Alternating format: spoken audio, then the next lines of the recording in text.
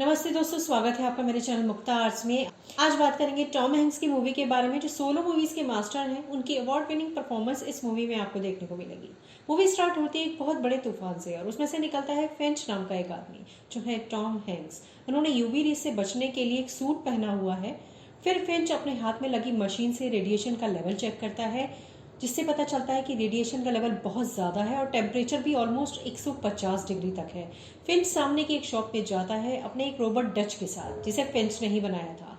Shop में बहुत सी लाशें होती हैं। वहां से फिंच खाने का सामान और डॉग फूड लेकर अपने ट्रक में वापस जाता है। शॉप के बाहर फिंच एक निशान भी बना देता है। उसके बाद मैप फॉलो करते हुए फिंच नई जगह की तरफ चल पड़ता है।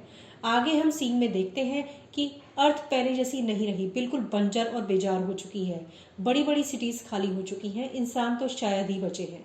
ये सब किसी वर्ल्ड वॉर की वजह से नहीं, बल्कि सूरज के तूफान की वजह से हुआ है।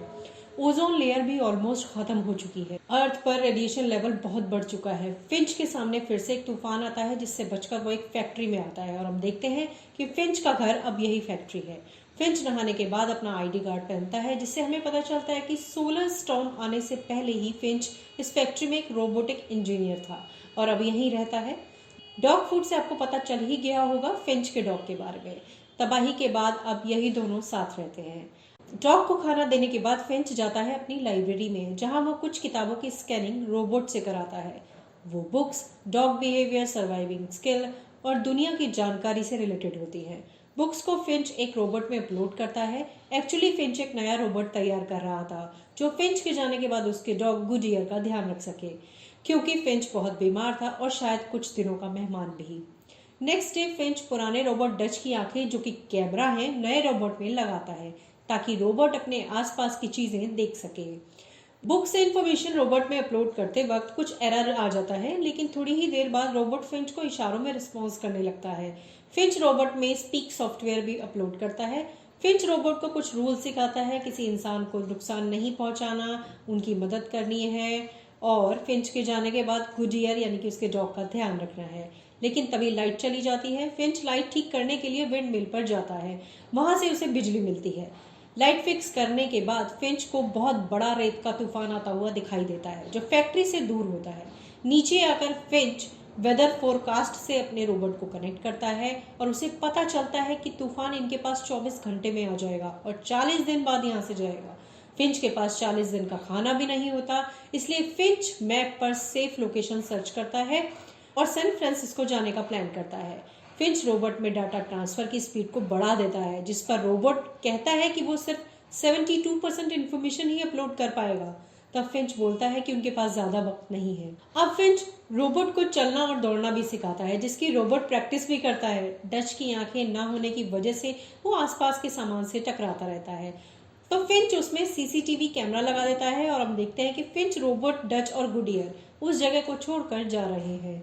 फिंच का ट्रक रेडिएशन प्रूफ होता है, और न्यू रोबोट काफी क्यूरियस होता है। वो फिंच से काफी क्वेश्चंस भी करता है। गुड ईयर, जो कि फिंच का डॉग है, वो रोबोट से ज्यादा फ्रेंडली नहीं होता, मतलब उसे पसंद नहीं करता।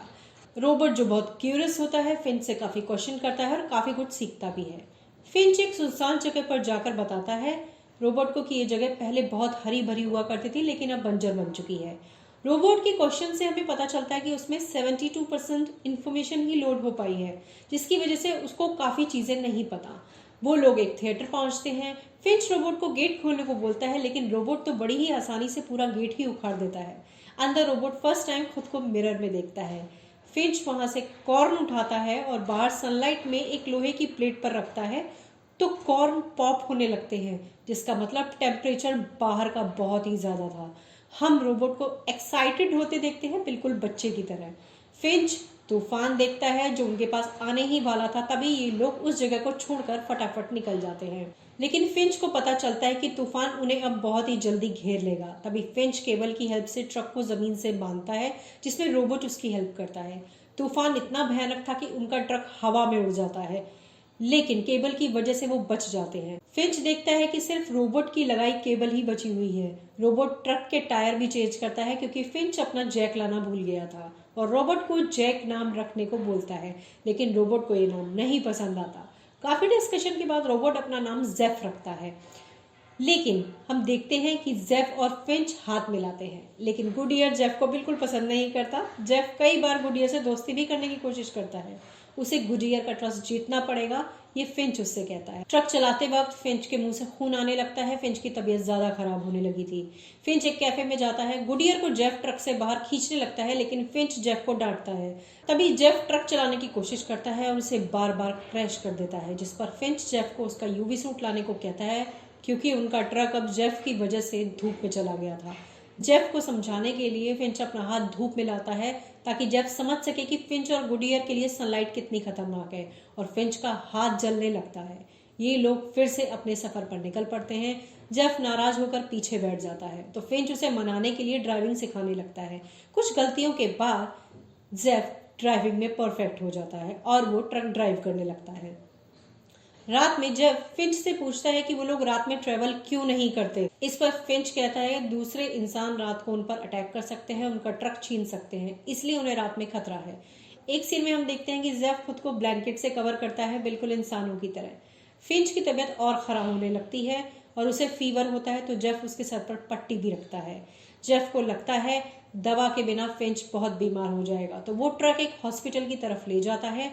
वहां जाकर दवाई ढूंढने लगता है और फिंच को कुछ खतरा महसूस होता है और वो अपना यूवी सूट पहनकर हॉस्पिटल में जेफ के पीछे जाता है। फिंच का शक सही था। डच रोबोट एक ट्रैप में फंसकर खत्म हो जाता है और फिंच बहुत दुखी होता है। वो जेफ को ढूंढता है और उसे डांटता है कि उसकी लापरवाही की वजह से डच मारा गया। वो दोनों जल्दी से हॉस्पिटल से निकलते हैं। फिंच ड्राइव करते वक्त पीछे देखता है तो उन्हें कोई फॉलो कर रहा था। हॉस्पिटल से निकलने के बाद से ही रात हो जाती है। वो कार अभी भी उनके पीछे थी। फिंच हाथ में गन लेकर जेफ को ड्राइव करने को कहता है और ट्रक को अंडरपास की तरफ मोड़ देता है, जिस पर जेफ मना करता है, लेकिन ट्रक अंडरपास में फंस जाता है क्योंकि अंडरपास की हाइट उनके ट्रक से कम थी। फिंच को अपनी गलती का एहसास होता है, लेकिन वो कार अभी भी उनके पीछे थी। जेफ अपनी पूरी ताकत से ट्रक को अंडरपास में धकेल देता है, जिससे उनका ट्रक छुप जाता है और वो कार वहां से चली जाती है। यहाँ पर फिंच जेफ को बताता है कि एक स्टोर में उसने एक लेडी और एक बच्ची को देखा था। उनके पास काफी सारा सामान था, लेकिन एक आदमी ने सामान के चक्कर में उन दोनों को गोली मार दी और गुडियर फिंच को बच्ची के बैग में मिला था। उसने गुडियर को अपने बच्चे की तरह पाला था। यहाँ जेफ को समझ आता है कि गुडियर फिंच के लिए कितना मायने रखता है। जेफ ड्राइव करते वक्त एक तितली को ट्रक से टकराते देखता है और ये समझ जाता है कि यहाँ कोई रेडिएशन नहीं है। ये सुनकर फिंच अपना फेवरेट व्हाइट सूट पहनकर जेफ के साथ बाहर मौसम एंजॉय करता है और गुडियर के साथ खेलने लगता है। इतने दिनों बाद धूप में बाहर निकला था फिंच जेफ को गुडियर के साथ खेलना सिखाता है, लेकिन गुडियर जेफ के साथ नहीं खेलता। फिंच की तबीयत और खराब होने लगती है। वो जेफ को गुड बाय बोलकर ट्रक में चला जाता है और गुडियर भी फिंच के साथ ही ट्रक में चला जाता है। वो फिंच के साथ पूरी रात बैठा रहता है। गुडियर के रोने की आवाज आती है और जेफ समझ जाता है कि फिंच अब नहीं रहा। नेक्स्ट डे जेफ को नहीं पता था कि क्या करना है। फिर उसे थोड़ी देर बाद याद आता है कि गुडियर को खाना देना है। गुडियर थोड़ी देर बाद जेफ के साथ खेलना भी शुरू कर देता है। फाइनली दोनों में दोस्ती हो जाती है। जेफ गुडियर के साथ सैन फ्रांसिस्को की तरफ बढ़ता है, जहाँ कोई रेडिएशन नहीं होता। वहाँ जेफ फिंच के नाम का मेमोरियल भी बनाता है और एक नई लड़की जेनिफर के नाम का मैसेज ब्रिज पर देखता है, जो हाल ही में लिखा गया था। दोनों उस लड़की की खोज में निकल पड़ते हैं। मूवी में मैसेज दिया गया है कि क्लाइमेट चेंज को अगर सीरियसली नहीं लिया तो अर्थ का ऐसा ही हाल हो जाएगा। अर्थ किसी के रहने लायक नहीं बचेगी। उम्मीद है आपको हिंदी एक्सप्लेनेशन फिंच मूवी का पसंद आया होगा। आप मूवी इंग्लिश में देखने के बाद ये एक्सप्लेनेशन देख सकते हैं, जिससे आपको पूरी मूवी समझ में आ जाएगी। आप मुझे कमेंट सेक्शन में बता सकते हैं कौन सी मूवी का हिंदी एक्सप्लेनेशन आप देखना चाहते हैं। मिलती हूँ अपनी अगली वीडियो में, तब तक के लिए नमस्कार।